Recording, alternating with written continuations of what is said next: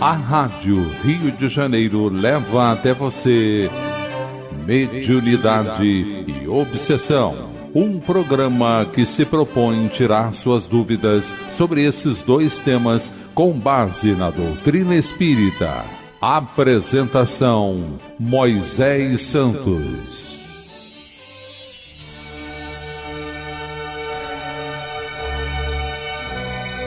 Caríssimos ouvintes da Rádio Rio de Janeiro, eu sou Moisés Santos e este é o programa Mediunidade e Obsessão.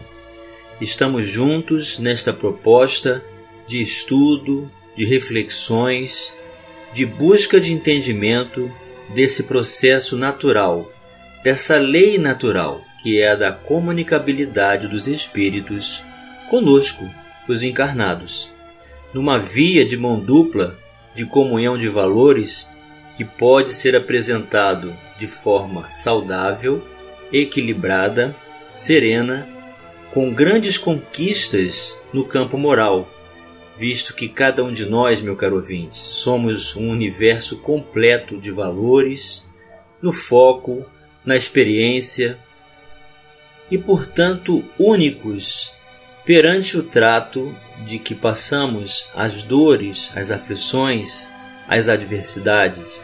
Por isso, cada pessoa é um universo completo a desvendar oportunidades de consulta, de entendimento, de abordagem, de pesquisa. Eis a postura do candidato que possui a mediunidade na tarefa de trabalho com Jesus para abordar a oportunidade do seu crescimento e restabelecer sua saúde integral de espírito.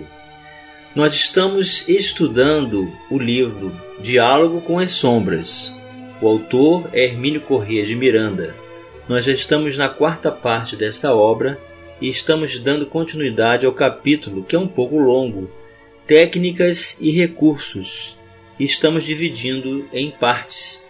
Hoje vamos dar continuidade no parágrafo onde Hermínio vai dizer: assim, a primeira regra do diálogo com os nossos irmãos em crise é esta: paciência e tolerância. Então ele está dando aqui a receita do diálogo perante as comunicabilidades com aqueles que se apresentam em crise grave no processo de recapitulação das suas vidas perante a justiça divina, perante a própria consciência. Toda conversa com eles é um permanente exercício dessas duas virtudes.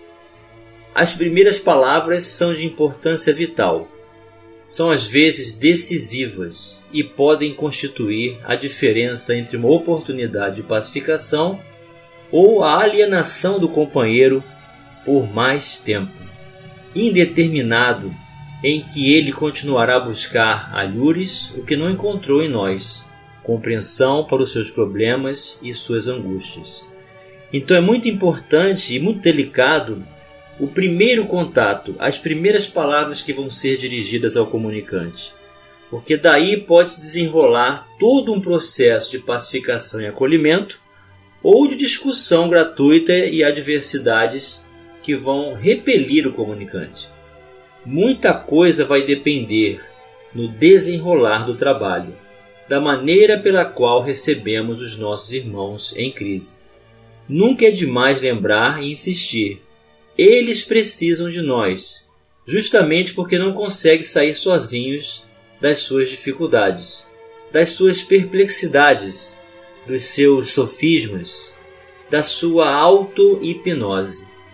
Mas nós, por igual, precisamos deles, porque nos trazem lições, porque nos ajudam na prática da lei suprema da solidariedade, que a seu turno nos liberta também. Então é uma ajuda mútua. O companheiro em crise traz sua complexidade e nós aprendemos a lidar com essa virtude que precisamos desenvolver, que é a paciência.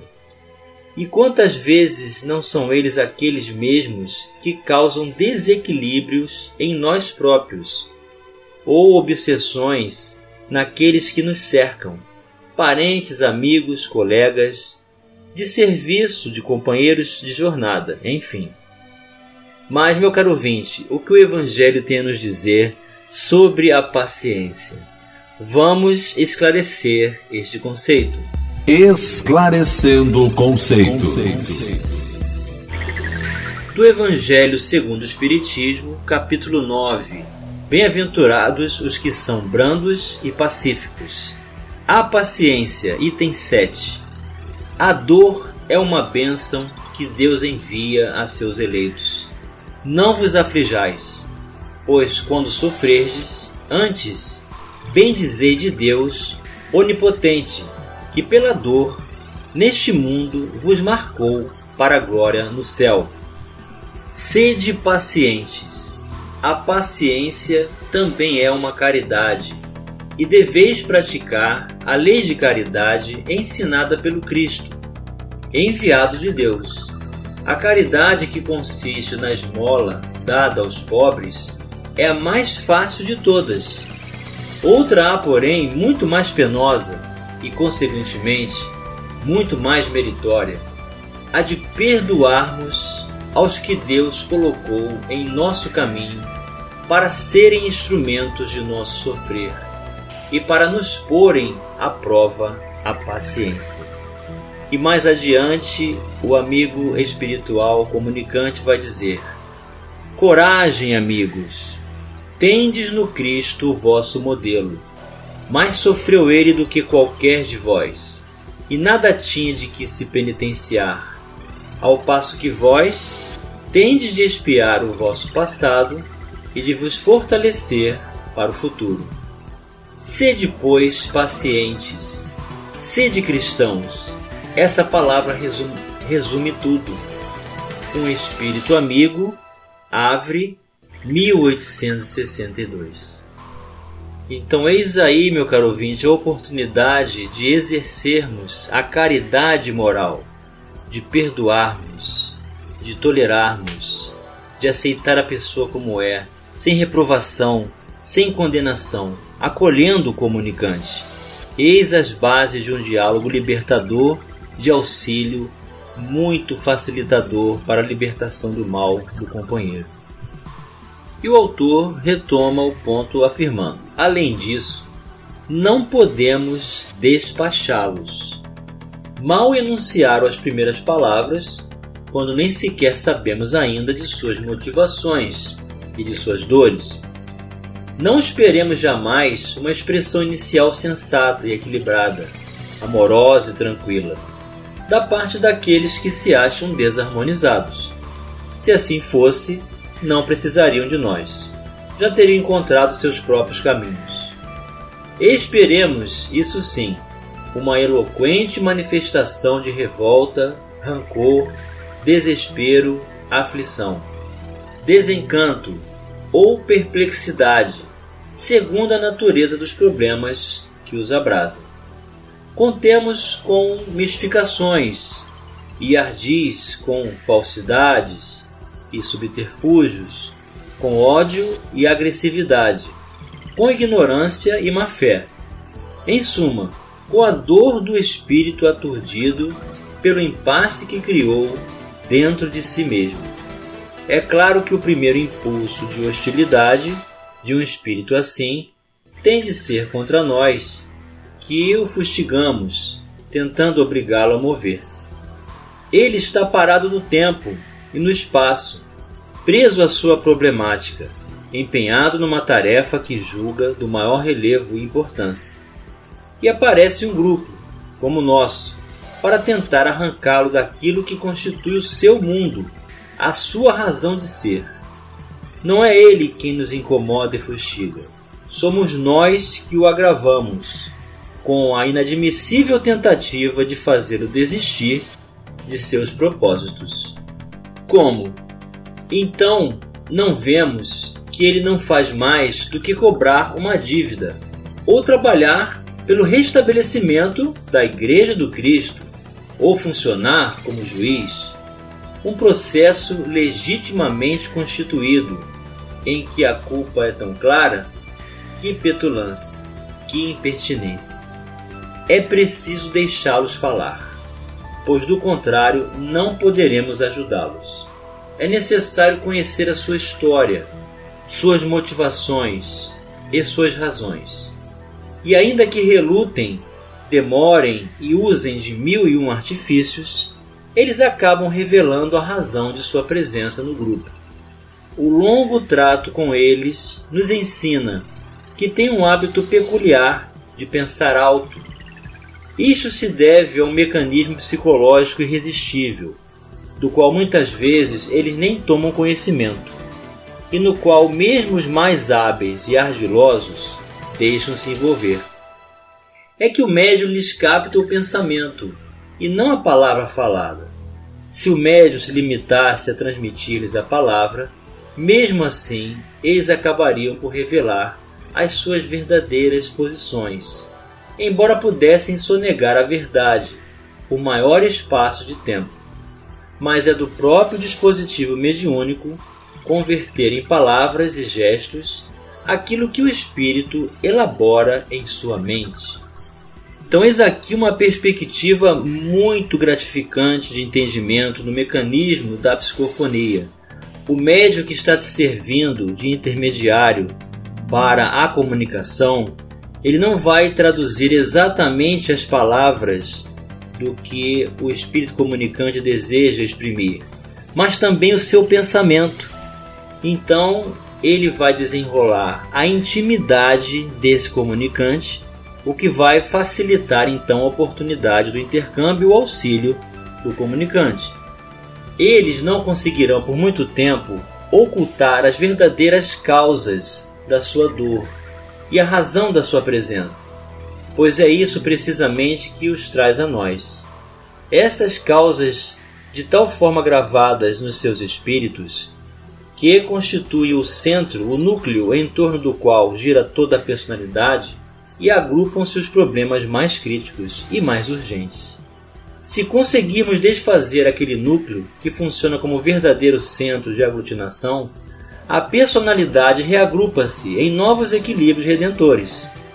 Insistimos, pois, em afirmar que o médium traduz em palavras o que ele sente no espírito manifestante, suas emoções, seu temperamento, seus problemas, suas desarmonias, ao mesmo tempo em que lhe reproduz os gestos e a voz, alteia-se ou sussurra, reflete ódio ou desprezo, ironia ou amargor, perplexidade ou aflição. Se assim não fosse, teríamos de falar com cada espírito na sua própria língua, ou seja, na sua língua que falou por último na sua mais recente encarnação, e todo médium precisaria ser xenoglóssico. Vamos dar continuidade a esse raciocínio já no próximo bloco, meu caro ouvinte. Participe do programa Mediunidade e Obsessão enviando sua sugestão ou pergunta para o e-mail meo@radioriodejaneiro.am.br ou pelo WhatsApp 984867633 aos cuidados de Moisés Santos. A Rádio Rio de Janeiro está apresentando Mediunidade e Obsessão. Apresentação: Moisés Santos. Caríssimos ouvintes da Rádio Rio de Janeiro, vamos voltar agora para dar continuidade ao capítulo de hoje, Técnicas e Recursos, que você já está vendo que é um capítulo um pouco longo e que nós estamos que dividi-lo em partes para abordar todas as suas nuances e aplicações. O livro você já está acompanhando conosco, é o Diálogo com as Sombras, o autor Hermínio Corrêa de Miranda, da Federação Espírita Brasileira.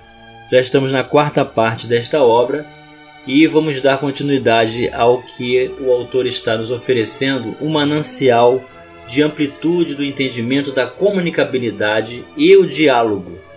Estávamos refletindo sobre o processo da comunicação, em que o autor estava nos trazendo a perspectiva de que o comunicante não faz totalmente a expressão exata das suas palavras, mas também do seu pensamento.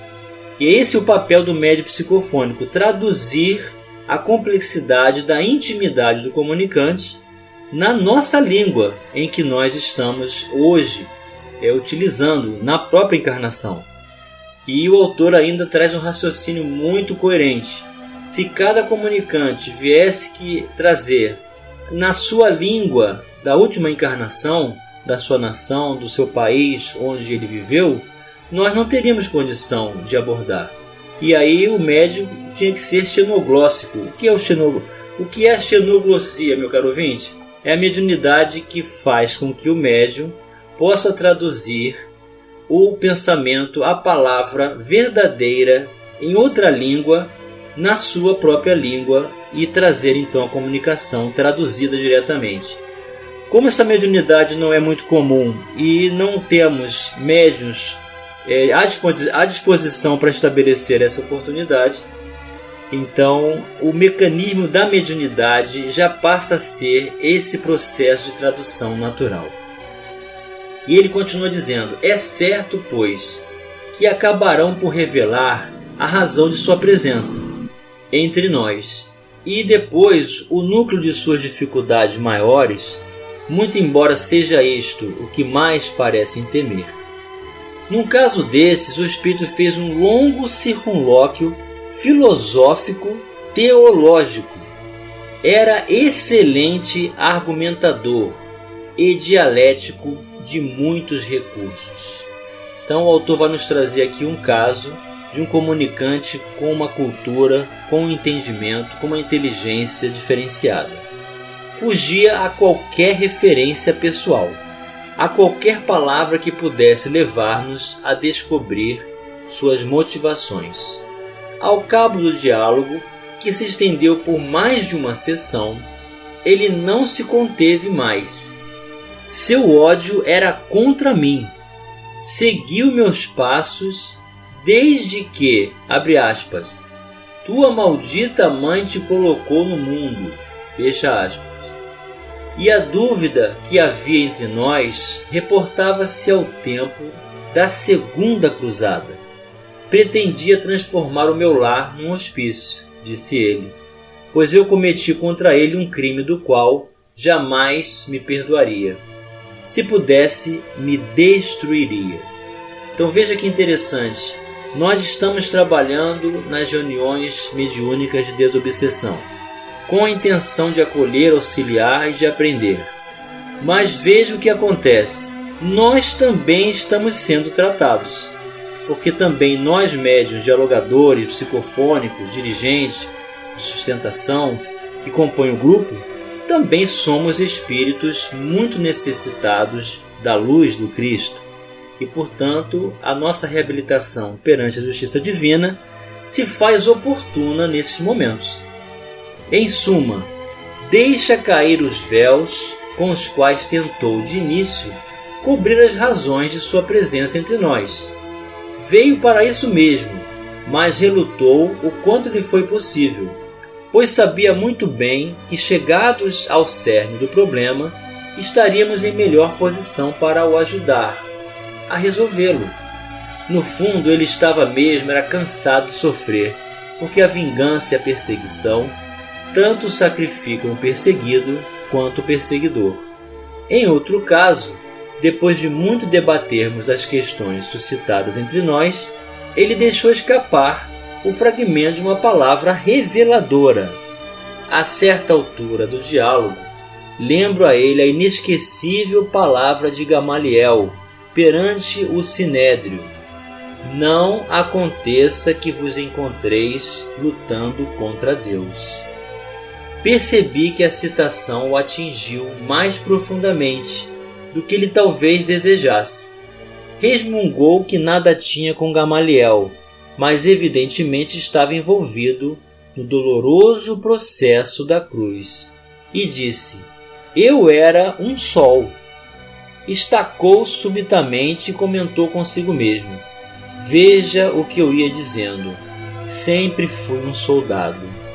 Na verdade, desde a primeira manifestação, 1 ou 2 semanas antes, ouvia sem cessar um alarido de vozes que berravam coisas confusas e um tilintar de armas que ele se recusava a identificar.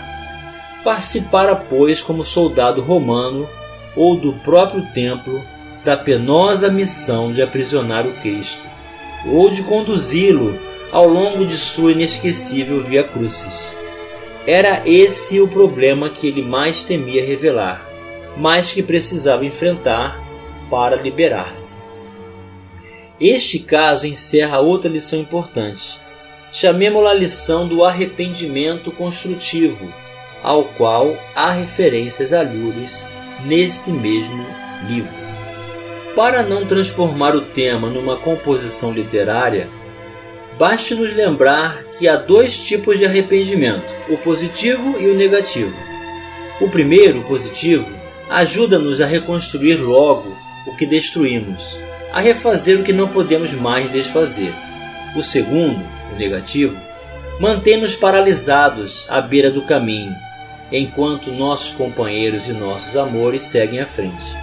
Estacionamos precisamente porque nos falta coragem para enfrentar o olhar severo da própria consciência. É verdade, estamos envergonhados, temerosos e angustiados. Mas por que demorar-nos no arrependimento? Cruzarmos os braços e esconder-nos, como um caramujo, dentro da carapaça das ilusões. O arrependimento somente se dissolve no trabalho construtivo. Incontáveis multidões, no entanto, tentam fugir de si mesmas, ignorando seus próprios fantasmas interiores. A culpa existe em nós, impossível negá-lo, pois o erro já está cometido mesmo.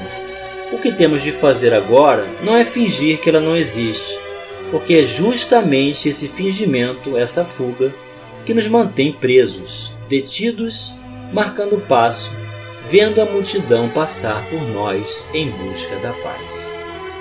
E chegou o momento, meu caro ouvinte, de você receber a mensagem ao seu coração. Mensagem ao coração. Do livro Pensamento e Vida, psicografia de Francisco Cândido Xavier, pelo Espírito Emmanuel. Tolerância. Vive a tolerância na base de todo o progresso efetivo. As peças de qualquer máquina suportam-se umas às outras, para que surja essa ou aquela produção de benefícios determinados. Todas as bênçãos da natureza constituem larga sequência de manifestações da abençoada virtude que inspira a verdadeira fraternidade. Tolerância, porém, não é conceito de superfície. É reflexo vivo da compreensão que nasce límpida na fonte da alma, plasmando a esperança, a paciência e o perdão, com o esquecimento de todo o mal. Pedir que os outros pensem com a nossa cabeça seria exigir que o mundo se adaptasse aos nossos caprichos, quando é nossa obrigação adaptar-nos com dignidade ao mundo, dentro da firme disposição de ajudá-lo. A providência divina reflete em toda parte a tolerância sábia e ativa. Deus não reclama da semente, a produção imediata da espécie a que corresponde. Dá-lhe tempo para germinar, crescer, florir e frutificar. Não solicita do regato improvisada integração com o mar que o espera. Dá-lhe caminhos no solo, ofertando-lhe o tempo necessário à superação da marcha. Assim também, de alma para alma, é imperioso não tenhamos qualquer atitude de violência. A brutalidade do homem impulsivo e a irritação do enfermo deseducado, tanto quanto a garra no animal e o espinho na roseira, representam indícios naturais da condição evolutiva em que se encontram. Opor ódio ao ódio é operar a destruição. O autor de qualquer injúria invoca o mal para si mesmo. Em vista disso, o mal só é realmente mal para quem o pratica. Revidá-lo na base de inconsequência em que se expressa é assimilar-lhe o veneno. É imprescindível tratar a ignorância com o carinho medicamentoso que dispensamos ao tratamento de uma chaga, porquanto golpear a ferida sem caridade será o mesmo que converter a moléstia curável num aleijão sem remédio. A tolerância por esse motivo é, acima de tudo, completo esquecimento de todo mal, com serviço incessante no bem. Quem com os lábios repete palavras de perdão de maneira constante, demonstra acalentar a volúpia da mágoa com que se acomoda, perdendo tempo. Perdoar é olvidar a sombra buscando a luz. Não é dobrar joelhos ou escalar galerias de superioridade mendais, teatralizando os impulsos do coração, mas sim persistir no trabalho renovador, criando bem e a harmonia, pelos quais aqueles que não nos entendam, de pronto, nos observem com diversa interpretação, compreendendo-nos o idioma inarticulado do exemplo. Oferece-nos o Cristo o modelo da tolerância ideal, em regressando ao túmulo, ao encontro dos aprendizes desapontados. Longe de reportar-se à deserção de Pedro ou à fraqueza de Judas, para dizer com a boca que os desculpava, refere-se ao serviço da redenção, induzindo-os a recomeçar o apostolado do bem eterno. Tolerar é refletir o entendimento fraterno, e o perdão será sempre profilaxia segura, garantindo onde estiver saúde e paz, renovação e segurança. Emmanuel para os nossos corações, meu caro ouvinte, muita luz, muita paz, um grande abraço e até o próximo programa. A Rádio Rio de Janeiro apresentou Mediunidade e Obsessão.